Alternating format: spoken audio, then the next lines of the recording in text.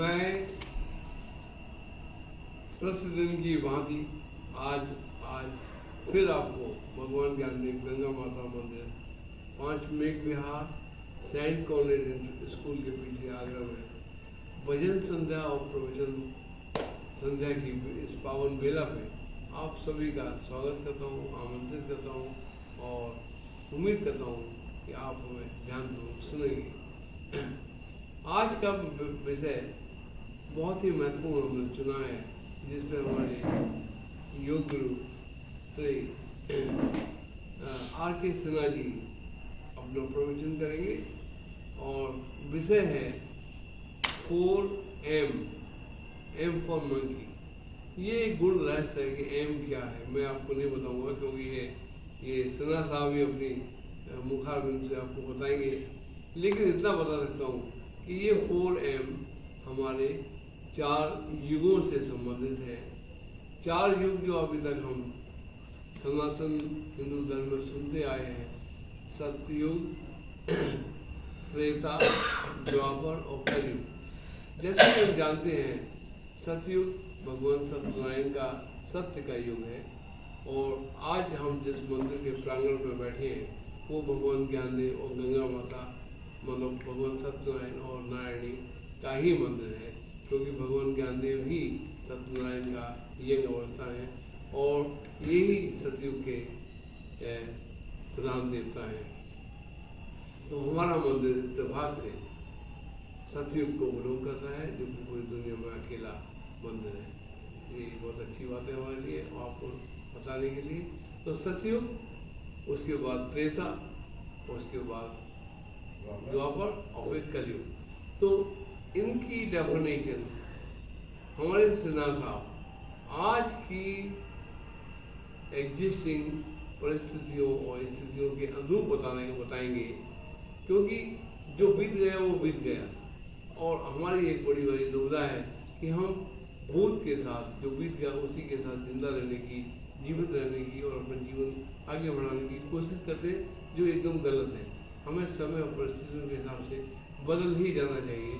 तो बदली हुई परिस्थितियों में 4 युग कौन से हैं वो आदरणीय सिन्हा साहब आपको M के रूप में बताएंगे। आगे की बात आप उनके मुखारबिंद से सुनिए। धन्यवाद।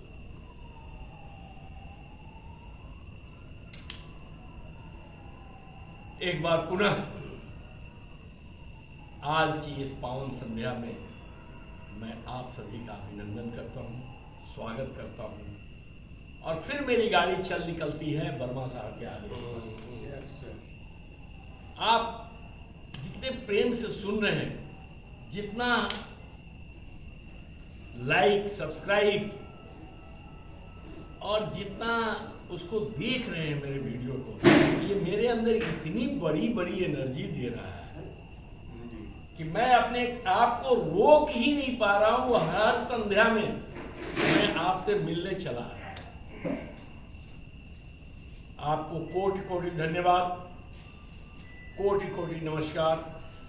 आप जितना तन्मयता से सुन रहे हैं, मैं हर क्षण ये प्रयास कर रहा हूं कि आपको उतनी ही तन्मयता से मैं सुनाने की भी कोशिश करता हूं। आपस की चर्चा जो है, ये हम लोग एक मिनी सत्संग बना करके बैठते हैं और जहां से सारी प्रेरणा मिलती है, सब कुछ कार्य करने का एक मुहूर्त शुरू होता है। तो मंदिर में ही जब बैठ करके हम लोग इतनी अच्छी सी बातें कर रहे हैं, तो मैं सोच रहा हूं कि ये बातें आप तक भी पहुंचे और आपके दिल के दरवाजे पर भी दस्तक दे। अगर कहीं हमारी बातों से आप प्रभावित होते हैं, कहीं कोई शब्द, मैं नहीं कह रहा हूं कि लाइन का टोटल जितने वर्ड्स हैं सब, एक भी वर्ड अगर काम कर गया तो शायद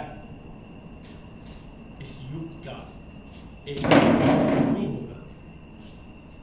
मैं आह्वान करता हूं कि आप सबसे कीमती चीज जो समय है, उस समय का थोड़ा सा दान करें और यहाँ से कुछ प्राप्त हुई चीज़ों को लेकर के हर जगह फैलावें, कुछ बांटें। ज्ञान कभी भी अपने तक सीमित न रखें। ज्ञान हमेशा बांटे और फैलाओ, ज्ञान बांटे और फैलाओ। हमेशा ये ध्यान रहे कि हम जब आए हैं इस समाज में तो हम अपना कर्ज ले छोड़ करके न जाए, कर्ज को यहीं पर चुकता करें। तो ये चुकता तभी होगा जो आप जो हासिल कर रहे हैं आज, जो हमारे से जो भी काबिलियत है उसके अनुसार जो कुछ आप प्राप्त कर रहे हैं वो कम से कम 10 आदमी को बताएं, क्योंकि अच्छे विचारों को फैलाने वाले आज के दिन में लोगों की कमी हो गई है। अगर एक से एक भी जुड़ जाएगा तो 2 नहीं होगा साहब, एक से एक जुड़ करके 11 हो जाएगा। 11 हो जाएगा। आप जुड़ना शुरू कीजिए। और ये जो है ये कोई बिजनेस के लिए नहीं खोला गया है, ये बिजनेस की चर्चा नहीं हो रही है, ये इस मंदिर के प्रांगण के विकास के लिए और सर्व जन के हिताय के लिए ये बात चर्चा चल रही है यहाँ पर। इससे मुझे कोई फर्क नहीं पड़ता है कि इसमें आगे जा कर के क्या व्यवसायिक स्तर पर पकड़ेगा, उसकी कोई चिंता नहीं। यहाँ चिंता है तो आपके दिलों तक हम कैसे पहुंच रहे हैं इसकी चिंता है।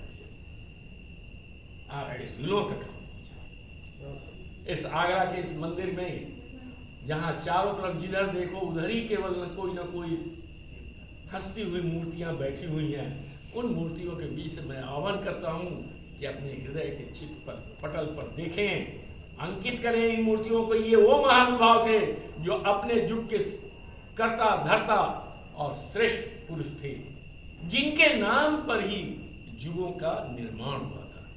युग कोई ऐसा कल्प नहीं है जिसको कि सीमा रेखा में बांधा जाए।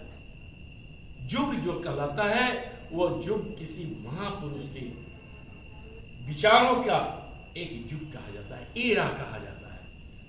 उस समय उस युग में किसी भी पर्टिकुलर युग में जब बहुतायत लोग अच्छे हो जाए, बहुतायत लोग जब मनुष्यता का धर्म को पहचान ले, बहुतायत लोग जब सर्वजन हिताय सर्वजन सुखाय अपने जीवन को अर्पण कर दे, तो वो युग उसी नाम से जाना जाता है। जैसे आप सुनते हैं सतयुग, तो सतयुग में क्या था?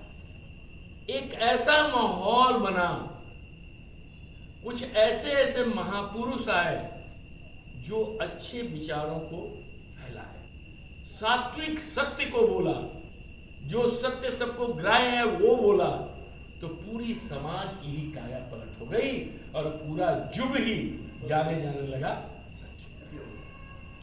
किसी स्थान विशेष में जैसे लोग रहते हैं उस स्थान विशेष का नाम वैसा ही होगा। महावीर का युग हो, बुद्ध का युग हो,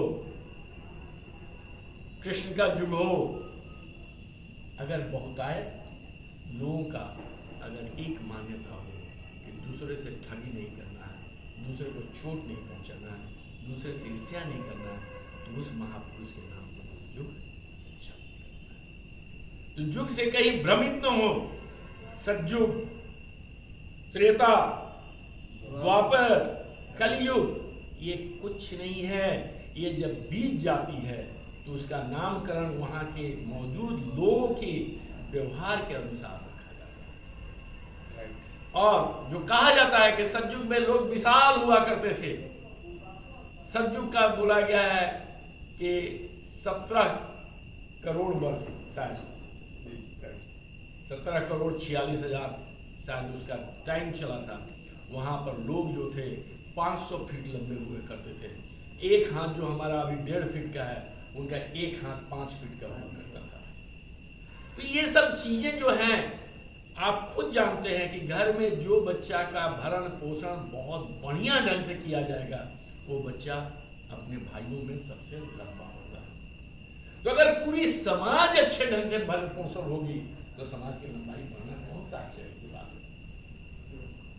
तो जिस विचार में, जिस चेतना में पूरी समाज पड़ी हुई है, उस चेतना के अंतर्गत जो वहां के निवासी हैं वो भी विशाल हो जाएंगे। उनकी सोच विशाल होगी, उनकी दृष्टि विशाल होगी, उनका श्रवण शक्ति विशाल होगी। वो भविष्य दृष्टा हो सकते हैं क्योंकि आज हम देखते हैं मुश्किल से 30 फीट तक क्लियर देखते हैं, वो शायद 3 लाख फीट तक क्लियर देखते हैं।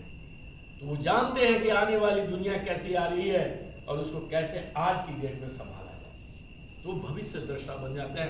भविष्य दृष्टा इसलिए नहीं कि वो विशाल विशाल होगा, विशाल का मतलब है हर चीज की शक्ति उनके विशाल होता है। आज वैज्ञानिक भी बोल रहे हैं कि दृष्टि की जो शक्ति वो 6 गुना ज्यादा है, और इसको दवा से किया भी जा सकता है, लेकिन उसको मेंटेन नहीं किया जा सकता।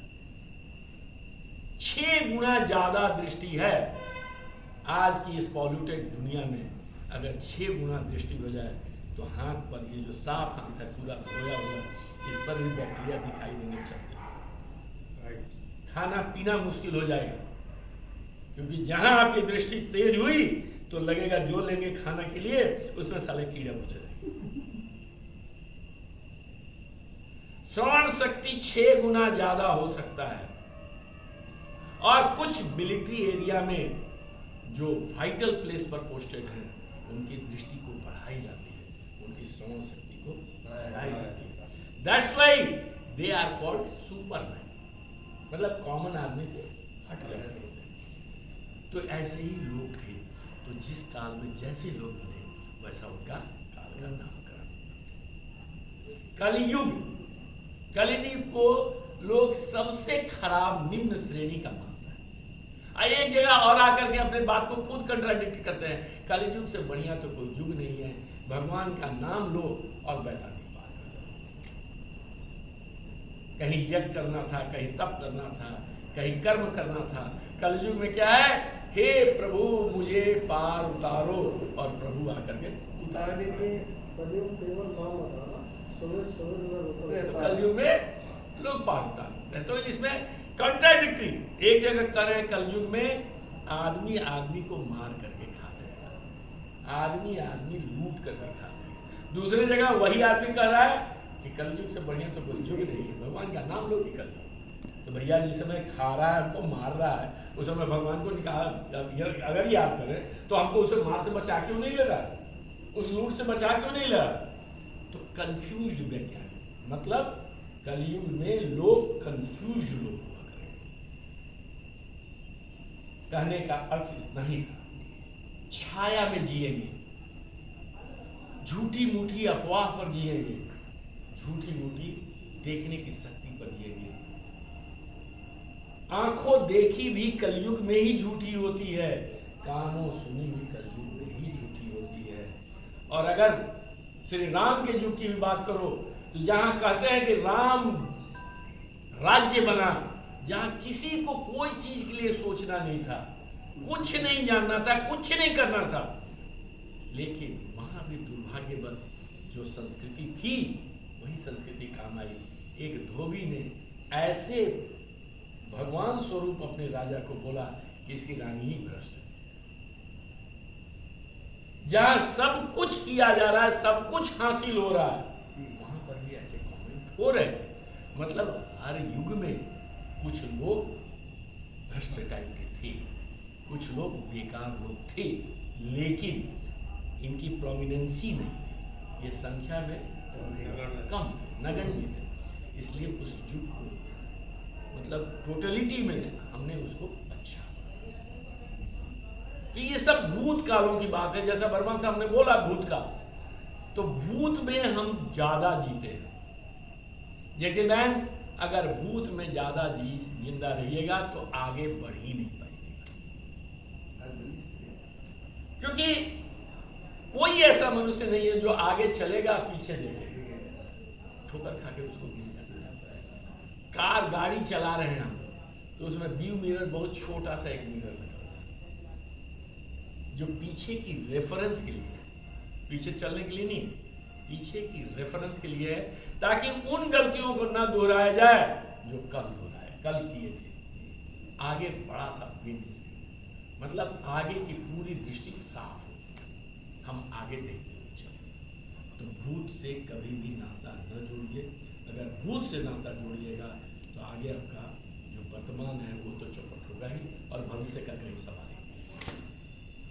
भविष्य अभी वो आने वाला है, उसकी चिंता में भी मरने की जरूरत नहीं। जो आज आप कर रहे हैं, जो कर्म कर रहे हैं, अगर सत्कर्म कर रहे हैं तो भविष्य भी सत्कर्म होगा, और अगर गलत कर्म आज कर रहे हैं तो भविष्य क्या है?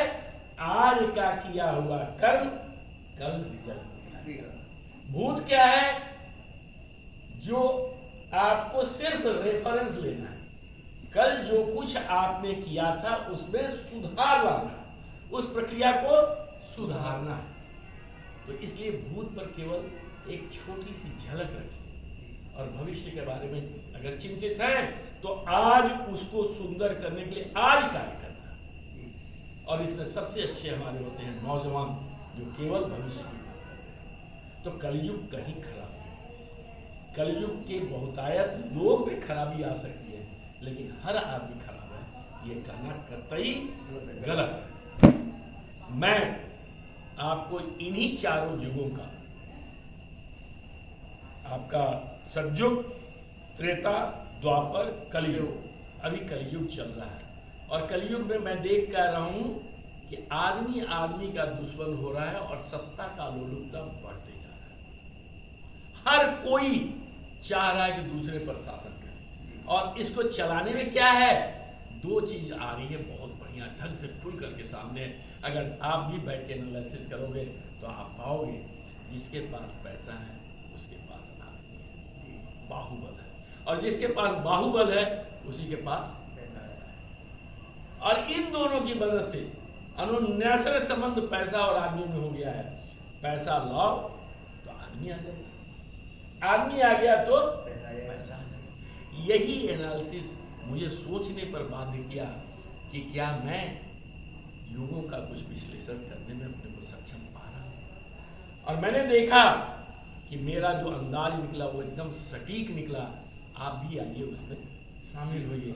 मैं अपना विचार फैला रहा हूं, अगर मेरे विचार गलत हैं तो मुझे क्षमा करेंगे, लेकिन अगर सत्यता में है कहीं तो इसे अब पुराने भ्रम को तोड़ करके इसे नया ढंग से माने, इसे परिभाषित करें। चार युग की कल्पना में मत फंसिए, कितना साल का था, कितना करोड़ वर्ष का था। एक आदमी की जीवन जो आज चल रही है, जो कलयुग की परिभाषा में लोग कहते हैं कि मैक्सिमम 100 साल, तो कम से कम ये शतायु बनने के लिए सोचिए कि मुझे 100 साल जीना है। इसमें कटौती मत कीजिए, शतायु में कटौती मत कीजिए। अगर आपका इतिहास कह रहा है कि कलयुग में 100 वर्ष तक का जिंदगी है, तो छोड़िए वो सब लफड़ा कि 5000 जीना था कि 2000 जीना था। जितना ज्यादा जिंदा रहिएगा, अगर कुबुद्धि रही तो उतना ही नारकीय जीवन होगा। लेकिन शतायु का जो चक्र है ये बड़ा लॉजिकली फिट होता है। 20-22 साल आप लीजिए अपने आप को डेवलप करने में, ज्ञान लीजिए, हासिल कीजिए, समाज में कैसे राज है, समाज को उत्थान कैसे किया जाए।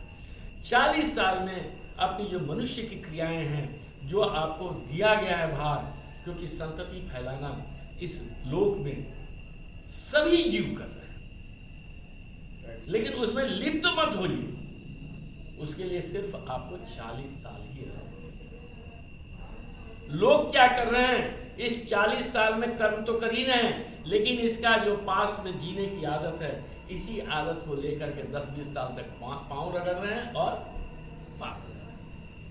श्रीमान जी, टाइम को एकदम फिक्स नजर से देखिए और एकदम स्थिर से देखिए कि 20-22 साल में अपना ज्ञान जैसे ही हासिल हो, अपने संतति को पैदा कीजिए और उनका निर्वहन कीजिए, उनको अपने से ऊपर लाइए, उनको ले जाइए, उनको एक अच्छा ज्ञान दीजिए, उनका संस्कार सुधारिए, ताकि जैसे आपने अपने माता पिता का सेवा किया, आपने जैसे अपने समाज की सेवा की, आपने जैसे बूढ़ों को सहायता दिया, आपने जैसे भूखों को खाना दिया, आपने जैसे निर्धनों को कपड़ा दिया, वैसे ही आपकी संतति भी इसी संस्कार में आकर के अपने माता पिता का वो भी सेवा करें, अपने समाज की सेवा करें, अपने आसपास में बिखरे हुए लोगों को समेट करके उठा दे।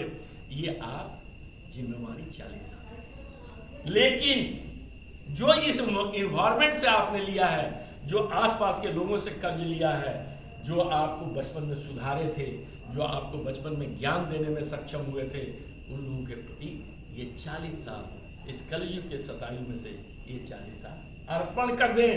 वो निष्कलंक, निष्कपट और एक शुद्ध विचार से होना चाहिए। उसमें से कहीं कोई साल मत चुराइए। अपनी पूरी सघन साधना के साथ अपना 40 साल समाज को अर्पण कर, उसमें से चुराइए मत। अगर आप चुरा रहे हैं तो आप समाज के चोर हैं। अगर आप ले रहे हैं उसमें से कुछ तो आप जो है धृष्टता कर रहे हैं, आप समाज से बेईमानी कर रहे हैं। अगर मर भी जा रहे हैं 40 साल के अंदर में तो आपको कतई समाज क्षमा नहीं करेगा, क्योंकि आप अपनी जिम्मेवारी से भाग चले। तो आप 60 के बाद अब में कोई कहिए मैं अभी सक्षम हूं, भले हाथ पैर न चले, ये दिमाग तो चल रहा है, इस दिमाग से तो मैं कार्य कर सकता हूं, बैठ के तो कार्य कर सकता हूं। कुछ लोगों के प्रति जो बिछड़ रहे हैं या जो बिखर रहे हैं उनको समेट तो सकता हूं, अच्छी भावनाएं तो फैला सकता हूं। तो इस ड्यूटी में लगिए। इस प्रकार से मैंने इसको डिफाइन किया 4M में। मैं समझता हूं कि जब लास्ट M की बात करेंगे तो आप एग्री कर जाएंगे कि ये चारों युग जो है 4M का युग है। क्या है? पहला युग जो था युग ऑफ माइंड, युग ऑफ माइंड, जिसके पास दिमागी शक्ति था, जो अनुसंधान करके समाज को एक अच्छे ढंग से चलाना चाहते थे और सफल होते थे, वो थे बुद्धिमान लोग। वो लोग ही उस समय के मालिक बने। जो आज की डेट में हम उनकी कहानी सुनते हैं, महर्षि, ऋषि, महर्षि और ऋषि, ये लोग उनके उपाधि थे, उस समय के हमारे मालिक थे, जो जंगलों में जाकर के, एकांत में जाकर के कुछ अनुसंधान करते थे, जिनको कि हम आज तपस्या के नाम से जानते हैं। वो अनुसंधान करके वहाँ से कुछ विचार लाते थे कि समाज को कैसे सुदृढ़ किया जाए, कैसे बढ़िया बनाया जाए। इसीलिए उस समय, जिस समय सतयुग था, बहुत लोगों ने ये काम किया, विद्या अर्जन करके समाज का भरण पोषण करने के लिए एक निश्चित नियमावली बनाया। लोग उस समय कलुषित विचार के नहीं थे, कलुषित संस्कार के नहीं थे, तो सब उनको बड़ा मान सम्मान के साथ सुनते थे। और इसीलिए वो जो युग था, जो नाम दिया गया सतयुग, तो वहाँ पर अच्छे अच्छे लोग की बहुतायत हो गई, उसको हमने सतयुग कर दिया। लेकिन युग एक्चुअल क्या था? दैट वाज द युग ऑफ माइंड। जिस राज्य में जाते थे वहाँ का राजा सिंहासन से उतर करके उनके चरणों में बैठ, और जब तक उस राज्य में रहता था उसी का डंका बजता था, उसी की राज्य चलती थी। अब थोड़े से उसमें जो निष्क्रिय ये थे, कलंकित लोग थे, उनके विचार में आया एक ये बूढ़ा सा कृषकाय, फूंक दो तो उड़ जाएगा, और ये आदमी आता है और हम इसके चरणों में बैठ जाते हैं। इसमें है क्या भाई कि मैं इसके सामने सरेंडर कर रहा हूं? तब उन्होंने जोर आजमाना शुरू किया, और जोर आजमाना जब शुरू किया तो हुआ क्या? उस बेचारे जो जीवन को अर्पण कर दिया था समाज को बनाने में, उसमें शक्ति कहाँ थी? वो बेचारा सरेंडर कर दिया। तो मसल के सामने बुद्धि की सरेंडर। तो युग ऑफ माइंड जो था धीरे धीरे बदल गया और युग ऑफ मसल आ गया। जो बदलाव की प्रक्रिया थी वही आपका त्रेता था, वही आपका त्रेता। और जब बदल गई स्थिति पूर्णतः, तो आया आपका द्वापर, जहां पर कि लोग शक्तिशाली बनने की हर कोशिश किए। साम दाम दंड भेद वहीं से शुरू हुआ। भगवान श्री कृष्ण ने ये राजनीतिक मंत्र दिया और राजनीति की शुरुआत की बुनियाद वहीं रखी गई। क्या रखा गया? साम दाम दंड भेद। लोगों पर कैसे राज किया जाए, लोगों को कैसे व्यवस्थित किया जाए, इसमें राजनीति आई। राजनीति आई, मसल जो खूब बढ़िया से चला, एक जमाने तक चलते रहा, जिसमें कुछ कुछ सच्चाई बची हुई थी।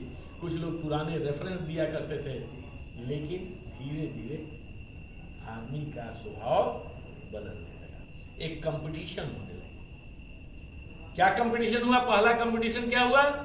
जो वाणिक लोग थे, जो व्यापारी लोग थे, उन्होंने सोचा वाह वाह भाई मसल वाले, हमसे पैसा लेते हो और हमसे पैसा लेके हमारी ही पर शासन करते हो, क्योंकि तुमको सेना को चलाने के लिए, तुमको अकाल आ जाए, बाढ़ आ जाए तो जनता को खिलाने के लिए, किसी भी दुर्भिक्ष की हालत में हमारे ही पास आते हो, हमारे सामने गिड़गिड़ाते हो, और जब ठीक हो जाता है तो चाबुक लेकर मेरे ही पीछे पड़ जाते हो।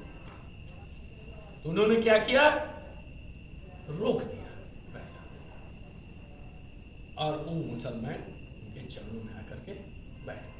तो युग क्या चला, युग ऑफ मनी, युग ऑफ मनी स्टार्ट। अब जब युग ऑफ मनी चला तो लोगों की, सेठ साहूकारों की अट्टालिकाएं राजा से भी बड़ी होने लगी। नगर सेठ जो कहलाते थे उनकी अलग से हस्ती शुरू हो गई। अब नगर सेठ क्या किए कि इन सब व्यवस्थाओं को कायम रखने के लिए आदमी का रिक्रूट करने लगे, आदमी को रखने लगे। धीरे धीरे जब देखा वो आदमी जो जुटा था उनके यहाँ, अरे वाह अरे सेठ जी, जान देते हैं हम आपके लिए, तगादा पे जाते हैं और पैसा मांगने तो हम मार खाते हैं, अब तो बैठ करके यहाँ से खाली हुक्म देते हो, तुम्हें कितना दम है यार, हमारी कर्मों पर तुम राज कर रहे हो, हम वही सामने रूखी सूखी रोटी खा रहे हैं। तो उन्होंने विद्रोह किया, नहीं मानेंगे, हमारा ये अधिकार होगा, हमको ये दो। वहां से एक संगठन और साम दाम दंड भेद राजनीति जो है संगठन में परिवर्तित हुआ, और संगठन में जब परिवर्तित हुआ तो वहां से शुरू हुआ एक नए युग का आरंभ। उसके बाद अब जो था ये होड़ लगी, पहले पैसा ये जुटाओ, आदमी तो मैं नहीं, तब फिर एक युग चला, युग ऑफ मनी। अब क्या है, हम लोग मनी के युग में नहीं है अभी, हम लोग इसमें भी नहीं है, मैन के भी युग में नहीं है, हम लोग बीच में ट्रांजिशन है, जो कलयुग अभी पार हो रहा है, ये ट्रांजिशन है। पैसा है तो आदमी मिल जाएगा, और आदमी है तो पैसा हम छीन लेंगे किसी से, पैसे वालों से छीन लेंगे। तो आज की जो स्थिति है, ये जो चल रही है, इसमें थोड़ी सत्यता बची हुई है, क्योंकि कोई अगर अच्छा से जी रहा है तो जी भी ले रहा है अपनी पूरी, लेकिन मारपीट चल रही है, पैसा नोचना शुरू हो गया और आदमी को खरीदना शुरू हो गया। आज देख लीजिए, आपके सामने है, पूरी राजनीति केवल चल रही है पैसे, आदमी और पैसे, पूरी राजनीति चल रही है। 51 मूर्ख,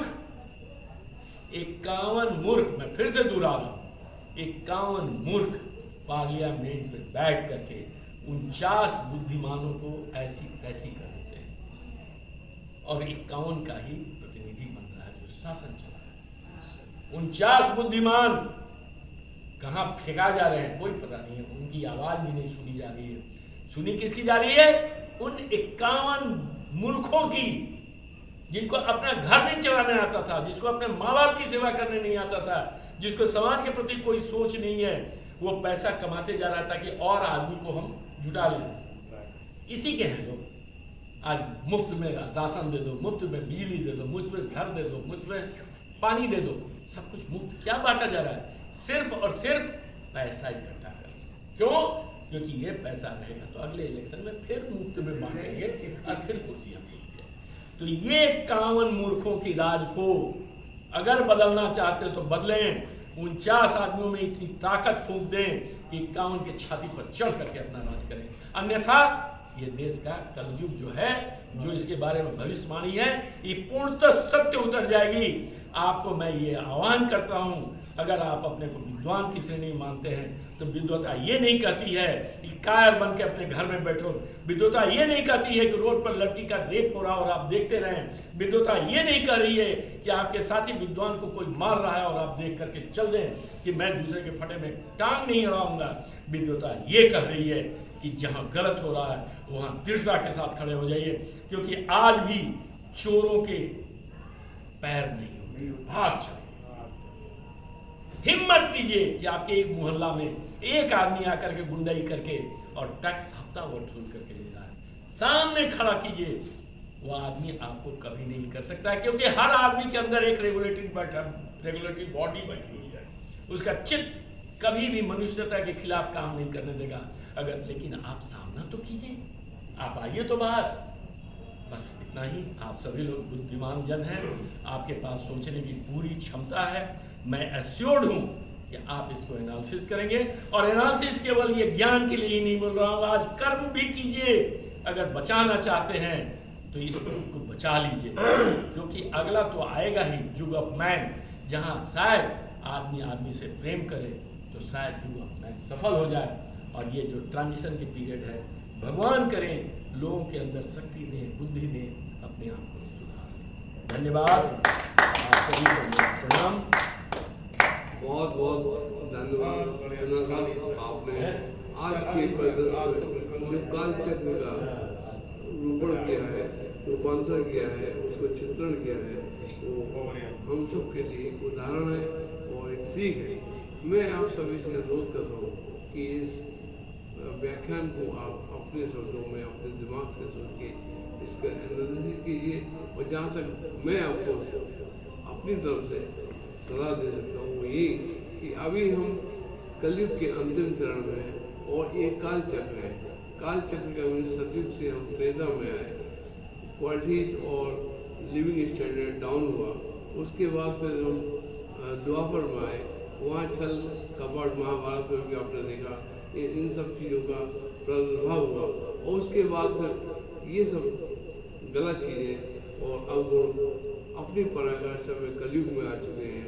और अब हमें फिर दोबारा से पुनः सतयुग की तरफ लौट जाना है। इन सब कलयुगी विचारों को, विचारधाराओं को और अवगुणों को यहीं तिलांजलि देके यहीं इनका परित्याग करके, तो इसलिए अपने दिमाग से सोचिए, जो कि सतयुग माइंड को डोनेट करता है। जैसे कि सिन्हा साहब ने बताया, एम फॉर माइंड रिप्रेजेंट सतयुग। तो हमें सतयुग में लौट के जाना है।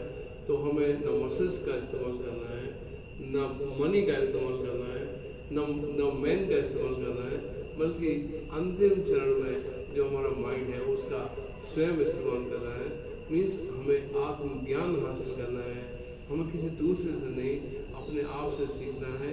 और ये माइंड आपको अच्छी तरह विदित होना चाहिए कि इसका भी एक सुपर बॉस है, वो है आपकी आत्मा।